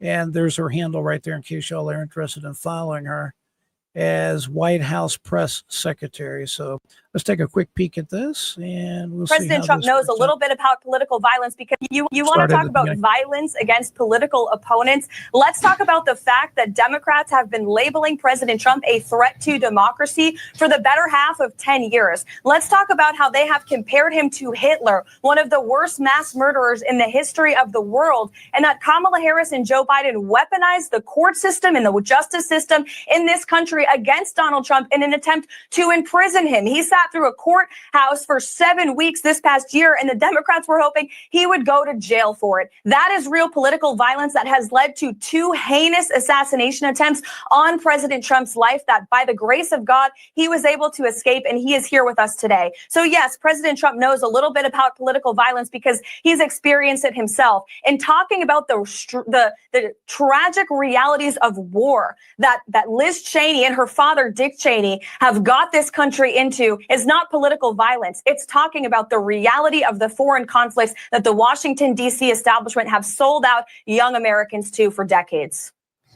Yet, of course, after those attempted assassination attempts on the former president's life, his opponents reached out to him and said they do not accept political violence. That has been a key difference. I do want to play you. No, please. His opponents are saying to this very day the same rhetoric that led to those 2 assassination attempts. The second attempted assassin on President Trump's life echoed. Look at the reporter she's talking to. She doesn't look too happy, does she? Look at that look on her face. I love the sentiment that President Trump is a threat to democracy. And if you're a deranged lunatic and you're mentally ill, you will believe that lie. And yes, you will take political violence, like we have seen in 2 instances against President Trump. Last week, Tim Walz and Kamala Harris said that everyone who showed up to President Trump's rally at Madison Square Garden was a Nazi. That's despicable, dangerous, divisive rhetoric that is spewed by the Democrat Party every single day. And I am so sick and tired of the media pointing the finger at Donald Trump and saying that he is sowing division in this country. He is not. Well, I tell you what, after listening to her speak when I found this clip earlier, because I was thinking, why did he appoint someone so young? I mean, because you would be concerned about her experience or his experience, whoever it is. You'd be concerned they're too young, maybe they don't have the experience, whatever. Man, she is a rapid fire machine gun press woman. She's perfect to be the press secretary. She's very smart. I mean, she's not going to be intimidated by anyone. And the fact that she's able to get under the skin of that reporter, and you can see it in that reporter's face, she just PO'd seriously. You gotta love her. Media is for pushing hoaxes like the one that you all pushed today, and the Democrat Party is for pushing lies about him. But the good news is Americans don't buy it. And that's why today in 2024, President Trump is more popular than he has been since 2016, because people don't trust the media and they're not buying the Harris campaign's closing argument that he's some great threat to our democracy, because they lived under him for 4 years as president, and our democracy and our country was stronger than it is today. You want to talk? She is very, very intelligent, very well spoken, and again, I think she's going to be a fantastic choice. to be the press secretary. So he couldn't really pick anybody better, in my opinion. I mean, she is very knowledgeable, and she's able to, she's not scared to speak to these well-seasoned reporters, which again, I think is fantastic. Now, if you haven't followed him, y'all should consider following him on X. This is Tom Holman, the guy that's going to be the new border czar for incoming President Donald Trump elect. So he's talking about the owners. Let's go ahead and look at the big picture. He says, the owners of the Doghouse Bar and Grill in Boston, Massachusetts, have been arrested for recruiting and facilitating undocumented migrants in Brazil to come to the United States through Mexico. It says Jesse James Morales and Hugo Guavano Morales charged $12,000 and $22,000 per person to smuggle them across the border. Let the record show that both Elizabeth Warren and the current border czar, VP Kamala Harris, are both in favor of open borders and led to this human smuggling. The largest mass deportation in American history is coming in 67 days. Bookmark this. And then, of course, he's got a picture of the doghouse. Needless to say, these people are definitely in the doghouse, if you know what I'm saying. I wouldn't want to be facing criminal prosecution right now for human smuggling, of all things, with an incoming president like President Donald Trump elect, right? That would not be too sweet. All right, we have, this is another one of these clips where you have Joe Rogan clearly pointing out exactly what these nutcases, some of these woke Democrats say, and what they're saying is nothing but garbage. I mean, it's just that simple. And this is pertaining to Tulsi Gabbard. And when he presses her and questions her, she doesn't have a clue about what's going on. It says, imagine having such incredibly strong opinions about Tulsi Gabbard and not actually having a single clue as to what she said, only knowing that the group you're trying to fit into requires for you to have those strong opinions. So this is a short clip. Let's listen to it for just a second here. Acts like this. I personally have had conversations recently with people just like this. I ask them, for example, they'll be like, oh, I'm supporting Kamala Harris. This, of course, was before the election. And they're like, I'm supporting Kamala Harris. And I'm like, well, why? Why would you support Kamala Harris? Oh, she's a woman. Okay, I guess that's a reason. And then I would say, can you tell me a policy, just one policy that she has that you support? And they act just like she does. They don't have any clue whatsoever. It's always important, folks, that no matter what your positions are for or against anyone, you need to understand what's going on. You know exactly what their positions are, one way or the other. You have to see this next clip too. This is Marjorie Taylor Greene, and she is going off on this reporter. She has a way with her words too, I guess you could say that. But the section here says, "Oh hell yes! If you feel like this post, the heck out of this doesn't really make sense." I couldn't have said it better. Let's take a quick peek at it. The Democrats don't have any. She's no, really good. Absolutely not. I mean, everything I said is correct. It's how the American people feel. It's what we know to be a fact. It's all the evidence has been proven true. We have Jamie Raskin in there accusing us of worshiping Trump, worshiping as a convicted felon. Well, yeah. So is George Floyd. And everybody, and you also, the media worship George Floyd. Democrats worship George Floyd. There were riots burning down the fucking country over George Floyd, and Raskin is in there saying we worship him. Excuse me, let me correct you, and this is really important. I don't worship, I worship God. God. And Jesus is my savior. I don't worship President Trump. And I'm really sick and tired of the bullshit annex I have to deal with constantly from the Democrats.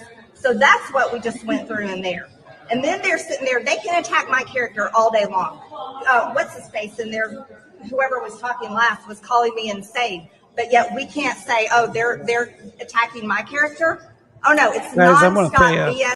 The more that I listen to her, and you're right, Zach, her language is a little tough, but obviously they got under her skin big time there. And she is very well spoken, to put it mildly.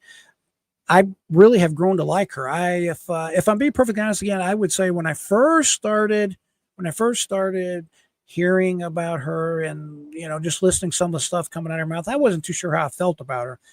But the more I've listened to her and just listened to interviews that she's given, I'm a lot more impressed, my friends, than I used to be. You have to hear this next one. This was posted by our buddy Benny Johnson.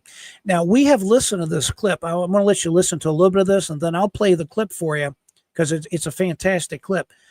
But the point is, he was invited apparently to Mar-a-Lago. It says last night, he says the most chilling moment from dinner with Donald Trump. Last night, I had dinner next to Donald Trump at Mar-a-Lago. After being welcomed to the dining area with thunderous applause, Trump got out his iPad and began to DJ, as he's known to do. The first song Trump played, make sure I turn this off so we can all hear it. The first song Trump played. Yeah, give me a second to get my thing. Okay, Trump played Justice for All, a patriotic song he recorded with the January 6th prison choir. Again, we've listened to this on this channel, and I still have it on my video playlist here, and I'll play it so you can understand it clearly, but it still is worth just a little bit of this clip because you kind of get the feel that old Benny had with his friends in there. And again, this is inside Mar-a-Lago. For which it stands. I want to play it for you guys in its entirety here in just a second, but I wanted you to get a real good feel for the emotion that he says he and everybody else felt while they were there. And I'm going to go ahead because I cannot skip this. This is too important. Let's go to, let me find that clip, and we're going to play it right now so y'all can hear it. I promise you're going to love this. Every time I've played this, everybody gets chills over it. So it's about a minute or two long, but listen to this clip that Donald Trump recorded in conjunction with this January 6th choir. This group apparently has been working for some time to free the January 6th hostages. So with y'all's permission, let's take a peek at this. I really think everybody's going to feel good about this. This is very, very patriotic. Here we go.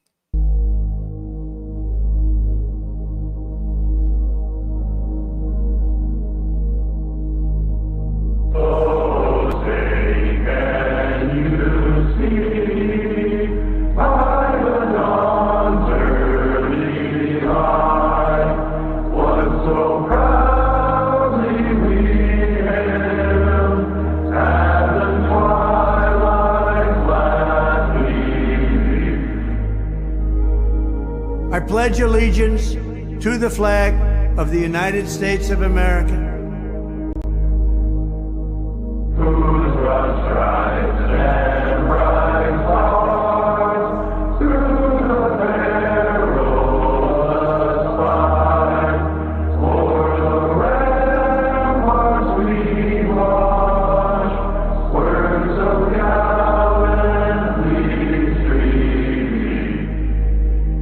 And to the republic for which it stands,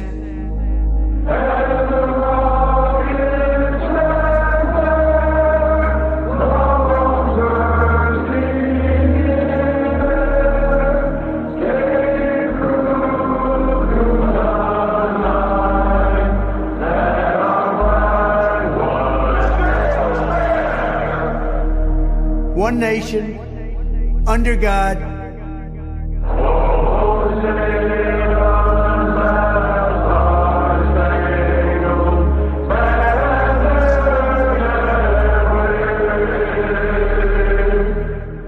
indivisible, with liberty and justice for all.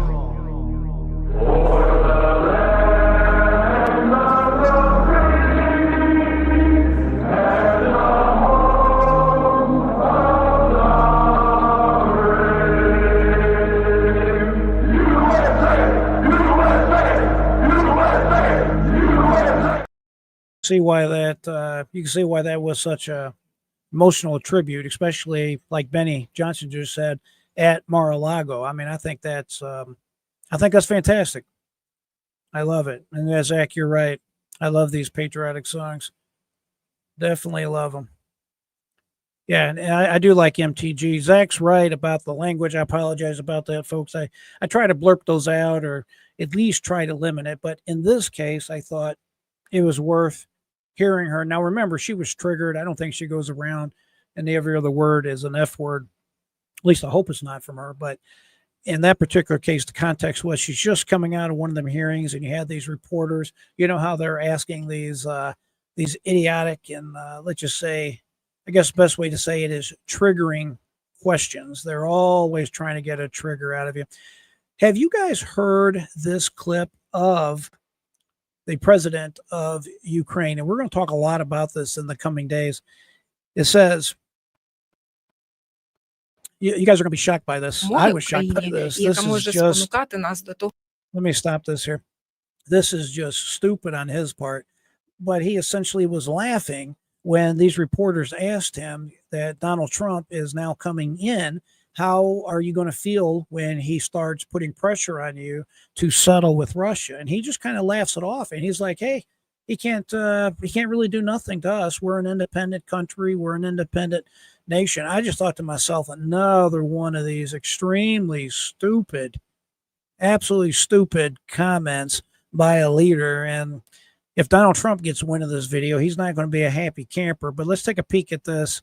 And I'll try to read the actual subtitles here because obviously it is in their native language. Щоб ми сіли за стіл переговорів. Який меседж So ви what отримали message you від get Дональда Трампа from Donald під час Trump тих during контактів, these які у вас з ним contacts that були? you had Тобто with him? він, як він каже? Він каже, I я mean, he стану says, президентом as he і says, сідайте за I стіл will become переговорів. Як це president. виглядає? Я думаю, що він так не Negotiating каже. Ми He says, незалежна no, Україна. he didn't say that. Мені здається, в час цієї війни наш народ і я особисто. He says we're an independent country and we're independent, our people and I personally, in negotiations with the United States and with Trump, Biden. В перемовинах зі Сполученими Штатами Америки і з Трампом, і з Байденом, і з іншими європейськими. And other European leaders have proven that with us, the rhetoric of sit down and listen is not. Лідерами довели, що ми, що з нами риторика «сідай і слухай» не працюючи. І це And this is not because we are like that, but because this is how we should treat any country. So I'll let this play and kind of mute the background noise out of there. But this guy here is actually sitting there laughing and stating that he's not going to be any people in the leader with respect is equality. Це, в принципі, рівність, одна з цих цінностей, за які ми боремося. One of these values that we are not fighting for today. Serious misstep, in my opinion. Ukrainian President Zelensky chuckles at the idea that Trump could force him to the negotiating table, saying Ukraine is an independent country. The United States has sent well over $100 billion to Ukraine over the last few years. You guys think that was a smart idea? Yeah, Johnny, I think you got the right idea. That is not smart. Then a punch British paper. You know, how many times have we said that on here, my friends? That's exactly correct. I believe any country should basically go in the direction that country wants to go in, but they need to use their own blood, their own treasure to be independent and carry out whatever their agenda is for their people.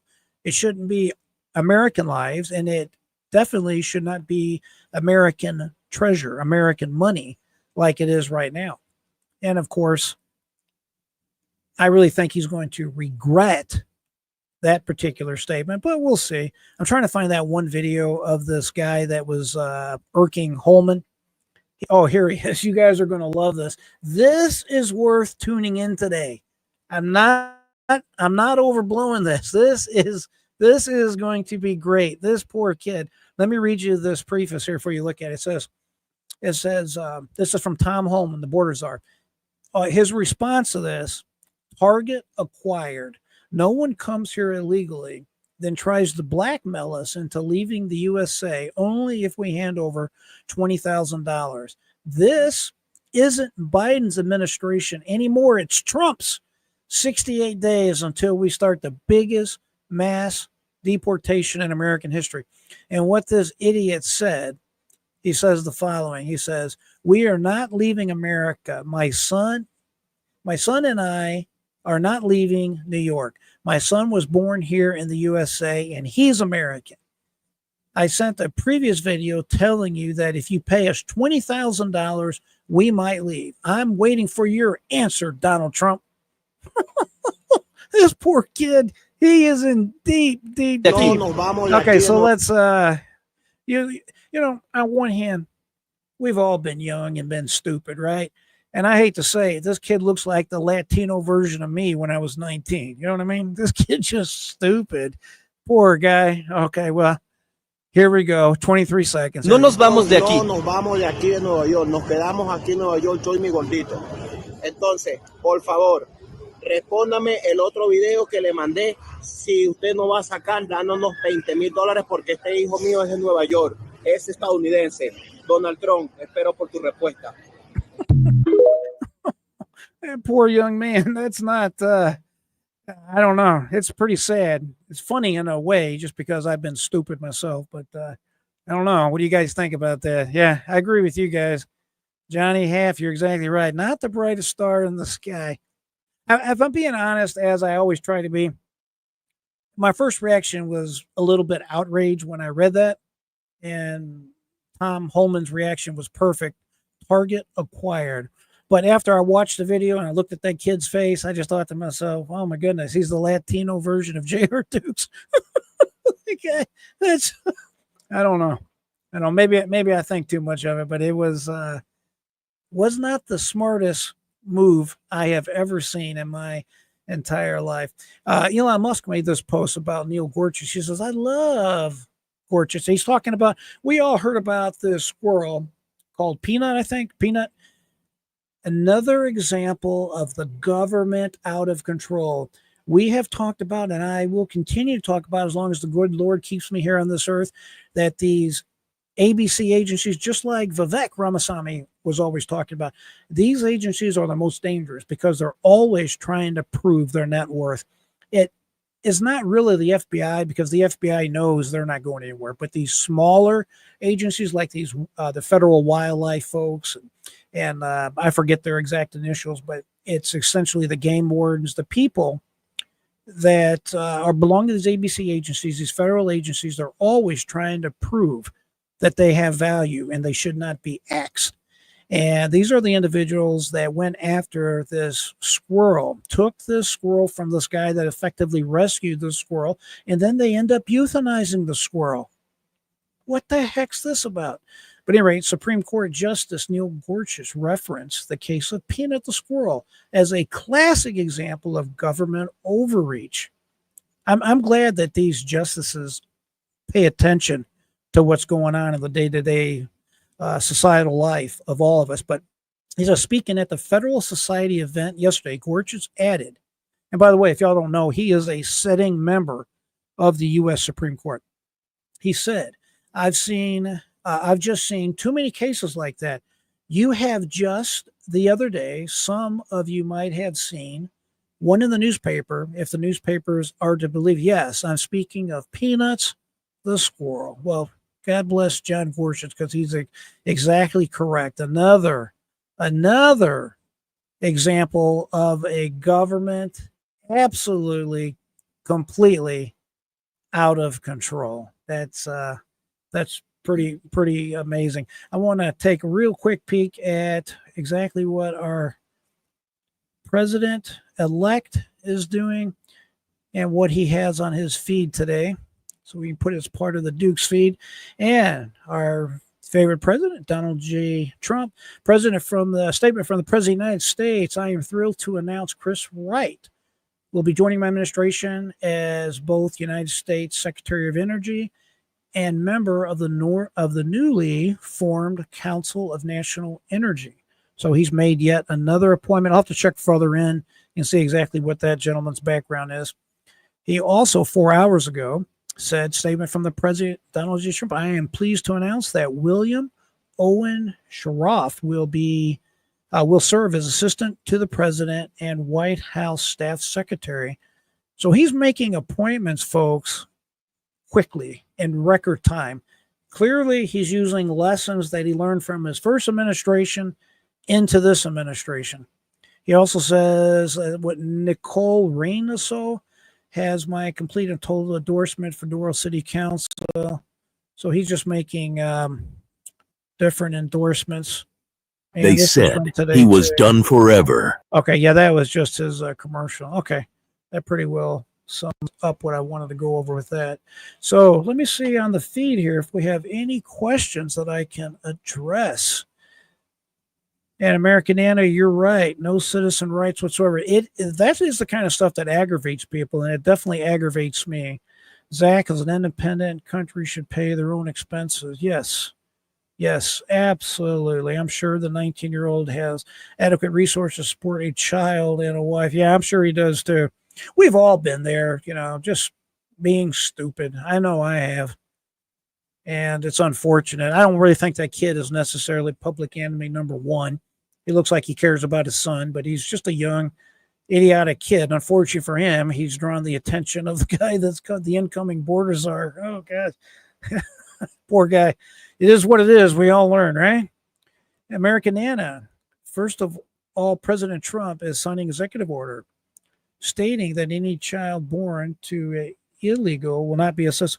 Yeah, I think that's where he's making the mistake, that the child is a citizen, citizen birth citizenship or whatnot, but he's under the misinformation that somehow he is a citizen because his kid is a citizen, and it does not work that way. Now, his child can come back to the United States, obviously, and if you remember, we watched a video not too long ago. As a matter of fact, Bill Holman, the incoming border czar, has got quite a bit of attention about this particular piece of video.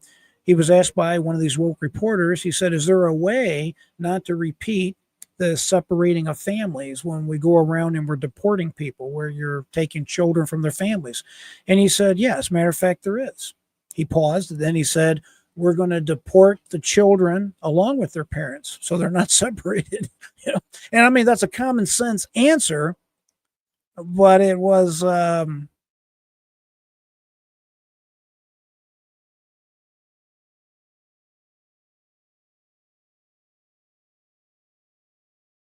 questions on there. I want to go ahead and start winding it down right here. We've been on for quite a while, almost 2 hours. Hey, I appreciate each and every one of you. I want to say thanks to Zach for his super chats today. You're always so kind. I do appreciate you. I'm sorry, Matt. I don't know why I said Zach. Zach, I appreciate you too, my friend. Matt Smith, thank you so much for your support. Thank you to Rose Marie Fiera for your support, young lady. Appreciate that. My friend Zach, you guys are great. I sincerely appreciate it. Matt, you're a superhero guy. I appreciate all y'all. Thank American Nana, my friend Sapphire. Appreciate some of our new commenters like Johnny Half. If y'all haven't done so already, you could always go ahead and hit the heart if you're on the X platform. Be sure to follow me on X. On X, I am at Reach JR Dukes. YouTube is simply at JR Dukes, and the same for True Social at JR Dukes. Really simple. And if you ever need to find me for whatever reason, YouTube shuts me down because some of the nonsense that comes out of my mouth, you can always find me wherever I'm at by always remembering jrdukes.com. That's right, jrdukes.com. And it will always be linked to wherever I am at. Really appreciate y'all joining me today and having this conversation with me. It humbles me. I appreciate it.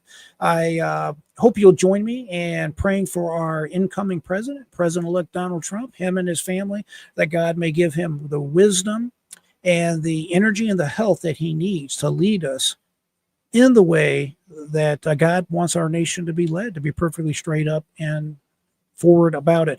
I also pray that God will bless each and every one of you, your families. May his special anointing be on each and every one of you until we're able to meet again, my friends.